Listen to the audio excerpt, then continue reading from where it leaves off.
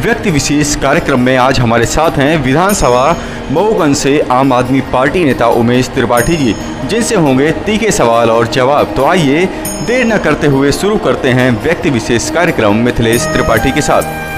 Congress party में कई वर्ष बिताए और एकाएक कांग्रेस से छोड़कर आम आदमी पार्टी ज्वाइन करना, आम आदमी पार्टी मऊगंज क्षेत्र में ये एक नई पार्टी है, आपको स्थापित करना है।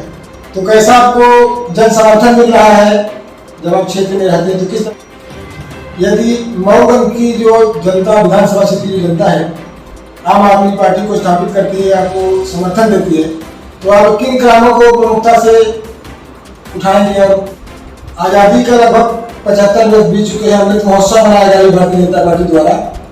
तो विकास की दृष्टि में मऊगंज भी आप कहाँ देते हैं? मऊगंज भी कहाँ खड़ा है इतने वर्षों बाद बीत जाने के बाद? क्षेत्र में भ्रमण के दौरान आप लोगों को जो समर्थन मिल रहा है, किन किन समस्याओं का सामना जो आपके मतलब विधानसभा क्षेत्र के ग्रामवासी हैं, तो किन किन समस्याओं को प्रमुखता से आपके सामने रखते हैं? इंडिया रिपब्लिक न्यूज के सभी दर्शकों को नमस्कार। आज हमारे साथ व्यक्ति विशेष शो में जुड़ रही है एक ऐसी शख्सियत जो किसी परिचय की मोहताज नहीं है मऊगंज विधानसभा के लिए। सबसे पहले मैं उनका आपका परिचय कराऊंगा। आम आदमी पार्टी से विधानसभा मऊगंज 71 के उम्मीदवार माना जाए, अभी घोषणा तो नहीं, लेकिन लोगों का यह ओपिनियन आ रहा है कि उम्मीदवार आम आदमी पार्टी से है आदरणीय उमेश त्रिपाठी जी। सबसे पहले मैं उनका स्वागत करूंगा अपने चैनल में। सर, स्वागत है हमारे चैनल में। धन्यवाद। सवालों पे आ रहे सीधे। आप कांग्रेस पार्टी में कई वर्ष बिताए और एकाएक कांग्रेस से छोड़कर आम आदमी पार्टी ज्वाइन करना, इस पर आपका क्या कहना है? असल में हम छात्र जीवन से कांग्रेस में रहे जी, और पहले की कांग्रेस में अब के कांग्रेस में धरती आसमान का अंतर है। अब कांग्रेस की विचारधारा वो नहीं रही जो पहले थी। अब कांग्रेस दल नहीं, व्यक्ति के आधारित पार्टी रह गई है। हर क्षेत्रीय नेता जो है उसी की सिफारिश करता है, चाहे पद के लिए हो चाहे टिकट के लिए हो, जो वो उसका तलबा चढ़ता हो। यहाँ काम करने वाले लोगों की कोई कदर नहीं है, उसको कोई पूछ परख नहीं है। इसलिए हमने केजरीवाल जी से संपर्क साध कर और मध्य प्रदेश प्रभारी एवं प्रदेश अध्यक्ष जी से चर्चा की। तो इनके जो विचार थे देश के बारे में, गरीबों के बारे में, आम जनता के बारे में, तो जिस तरह से इस पार्टी का नाम है उसी तरह से इनका काम जब हमने देखा, सुना, जाना, तो हमें लगा इससे अच्छी जगह हमारे लिए दूसरी नहीं हो सकती। कब ज्वाइन किया आपने? मतलब हम 10 सितंबर 2022 को ज्वाइन किए भोपाल में माननीय प्रदेश प्रभारी, प्रदेश अध्यक्ष, चुनाव प्रभारी महोदय के कार्यक्रमों द्वारा, और वहाँ से 11 तारीख को चल के 12 तारीख को आ गए, जब लगातार क्षेत्र। आम आदमी पार्टी मऊगंज क्षेत्र में ये एक नई पार्टी है, आपको स्थापित करना है। तो कैसा आपको जन समर्थन मिल रहा है जब आप क्षेत्र में रहते हैं? तो किस तरह का जन समर्थन, क्या लोगों के बीच से बातें निकल कर आती हैं, इस पर आप क्या कहें? देखिए, हम जिस दिन से यहाँ आए मऊगंज जी, और अभी लगभग 12 तारीख से लेके आज 28 तारीख तक जी, जैसा समर्थन, स्नेह, प्यार और लोगों को मिल रहा है, क्योंकि वो ठगा सा महसूस कर रहे हैं, वो उपेक्षित महसूस कर रहे हैं, क्योंकि जितने भी जनप्रतिनिधि उन्होंने बनाया सब इसको चारागाह समझे हैं।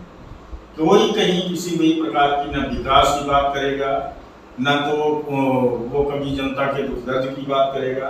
वो सिर्फ और सिर्फ वसूली करते हैं, वसूली करके और जहाँ से आए हैं वहाँ चले जाते हैं। यदि मऊगंज की जो जनता, विधानसभा क्षेत्र की जनता है, आम आदमी पार्टी को स्थापित करती है, आपको समर्थन देती है, तो आप किन कामों को प्रमुखता से उठाएंगे और उनको आप फर्स्ट पार्टी में रखेंगे? देखिए, हम दिल्ली जाके देखे जी, और वहाँ की स्कूल, वहाँ के मोहल्ला क्लिनिक, हमारे यहाँ मध्य प्रदेश के प्राइवेट स्कूल जो टॉप के प्राइवेट स्कूल हैं, वहाँ के सरकारी स्कूल वो का टक्कर नहीं ले सकते हैं। और वहाँ की शिक्षा, वहाँ प्राइमरी एजुकेशन के लड़के जो हैं, तो वो उनसे आप चर्चा करेंगे तो देखेंगे कि उनका कौशल विकास, बुद्धि विकास किस तरह से होता है, पढ़ाई का लेवल क्या है। स्कूलों में हमने क्लास में एसी लगे देखा, स्विमिंग पूल, गेम्स, ऐसा माने पूरे भारत देश में दिल्ली एक मॉडल बन चुका है।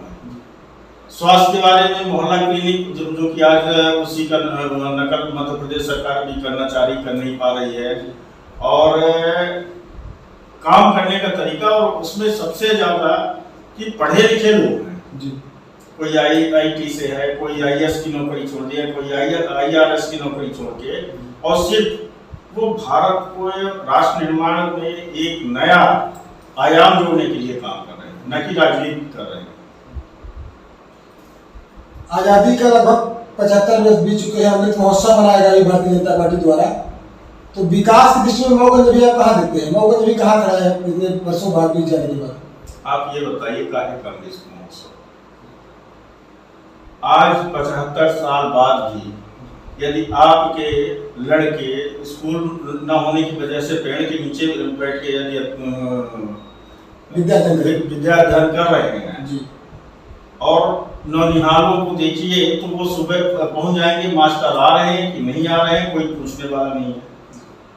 सड़क देख लीजिए, आज यदि किसी को बुखार हो जाए, बुखार बिगड़ जाए, तो मऊगंज, हनुमाना या और जितने सामुदायिक स्वास्थ्य केंद्र हैं, प्राथमिक स्वास्थ्य केंद्र, यहाँ इनकी दवाई नहीं है। रीवा, यहाँ उनकी दवाई कोई बनारस ले जाएगा तो कोई नागपुर ले जाता है। काफी का अमृत महोत्सव, जब आप 75 साल में लोगों को न स्वास्थ्य दे पाए, न शिक्षा दे पाए, और आप अमृत महोत्सव बना रहे हैं, तो ये तो हमें लगता है कि ये सिर्फ एक मजाक मना रहे हैं, न कि अमृत महोत्सव। जैसा कि आपने बताया कि शिक्षा, स्वास्थ्य और नशा, तो मैं नशा पर भी एक सवाल आपसे पूछूंगा। नशा जो है तो अपने इस विधानसभा से व्यापक स्तर में उसका फैलाव हो रहा है, इस पर आप क्या कहेंगे, किसकी जिम्मेदारी तय करेंगे? बड़ा कष्ट होता है त्रिपाठी जी, क्योंकि मेरा जन्म भी यही हुआ है। आज गली गली, मोहल्ले मोहल्ले में कोरेक्स से लेके नशीली दवाइयाँ, गांजा हर जगह बिक रही है, सबके संज्ञान में बिक रही है। ऐसा नहीं कि नेता नहीं जानते, पुलिस नहीं जानती, सब जानती है, और सबका कमीशन बंधा हुआ है। और ये सब बच्चों के भविष्य से खेल रहे हैं, उस पर कोई भी एक्शन लेने को तैयार नहीं है। नहीं एक दिन में सुधर जाए, पुलिस जिस दिन चाहे उस दिन एक दिन में सुधर जाए। कहीं भी नशा सौदागर सब जेल में होंगे, पर सब इनके संरक्षण में हुआ, और सबको पैसा मिल रहा है, सब आंख मूंदे बैठे हैं। कोई भी एफआईआर इनके खिलाफ निकाले जाए तो उसी के खिलाफ लिख देंगे, इनके खिलाफ एफआईआर करने को तैयार नहीं। सबका बंधा हुआ है, सब मस्ती में है। किसी को किसी के न भविष्य से चिंता है, न किसी को किसी के तकलीफ से चिंता है, सब अपनी मस्ती में मस्त हैं, सब पैसे खा के बैठे हुए। आपका कहना है कि एक तरह से माना जाए कि मऊगंज चारागाह बन चुका है? मऊगंज चारागाह बन चुका है। मऊगंज चारा बता दीजिए ना, यहाँ सिर्फ मऊगंज से 2 लोग, माननीय रामधनी मिश्रा जी और माननीय श्री जगदीश मसूरिया जी, इनके अलावा किसी ने कुछ किया हो तो बताइए। कहीं भी आज तक देख लीजिए किसने क्या किया, एक शिलालेख आप नहीं पाओगे।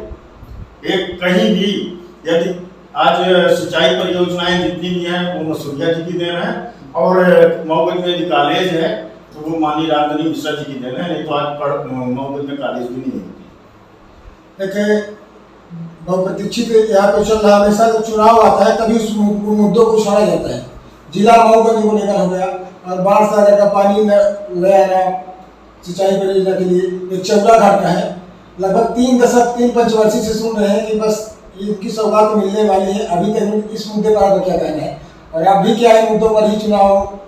आज हम खुद जाके चौड़ा घाट में वो वीडियो और वो फोटो आपको उपलब्ध कराऊंगा। चौड़ा घाट जाके मैं खुद देखा हूँ, क्योंकि मैं सुना था चौड़ा घाट, जब से जानकार हुआ तो चौड़ा घाट बन रहा है, टूट रहा, और वो ज्यों का त्यों बहुत कम काम है। इनकी दृढ़ इच्छा शक्ति नहीं है इनमें, इसके कारण वो काम पूरा नहीं, अधूरा पड़ा हुआ है। यदि इन नेताओं में इन जनप्रतिनिधियों में दृढ़ इच्छा शक्ति होती तो कब का वो मार्ग खुल गया होता, जिससे इलाहाबाद और मऊगंज की दूरी बिल्कुल सिमट गई होती। रही सिंचाई परियोजना। सिंचाई परियोजना सिंचाई परियोजना के बारे में कौन सा विधायक, कौन सा सांसद, कौन सा आज तक हमने प्रयास किया? जो कुछ किए भी तो जनता के दिखाने के लिए करते हैं। कभी विधानसभा में कुछ चलता है, विधानसभा में 2 शब्द बोले हैं, कोई नहीं। जिला बनाने के लिए तो अभी चुनाव आ रहा है, फिर मुख्यमंत्री जी आएंगे, फिर घोषणा करेंगे आप हमारे प्रत्याशी को जिताओ, हम जिला बनाएंगे। ये पिछले 2008 में भी किए, 13 में भी किए, 18 में भी किए। 23 साल फिर आएंगे, बोल देंगे हम जिला बना दिए हैं और चले जाएंगे। मऊगंज तक ठगा का ठगा रहेगा, जनता बिल्कुल देखती रहेगी और वो अपना काम करके चले जाएंगे।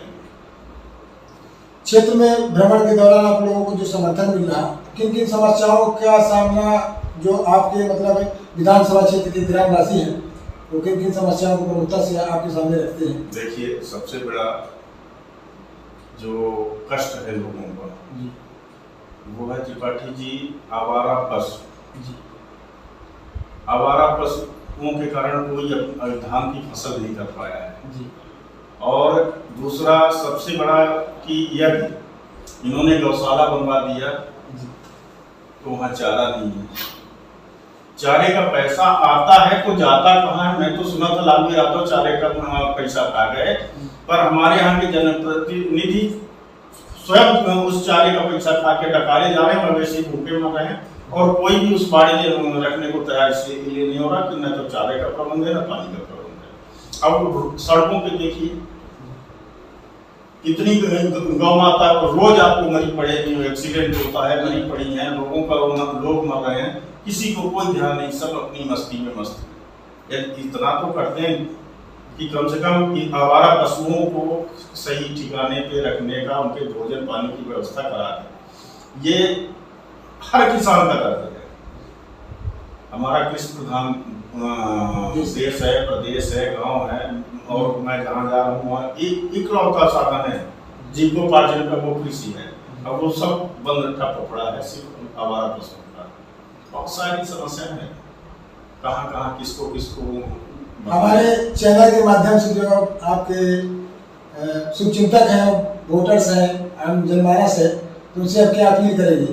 मैं तो ये निवेदन यही करूंगा कि आपने सबको मौका दिया, सब चारागाह बना के मऊगंज में आए, लूटे खसोटे चले गए और फिर दोबारा मुड़ के नहीं आ रहे।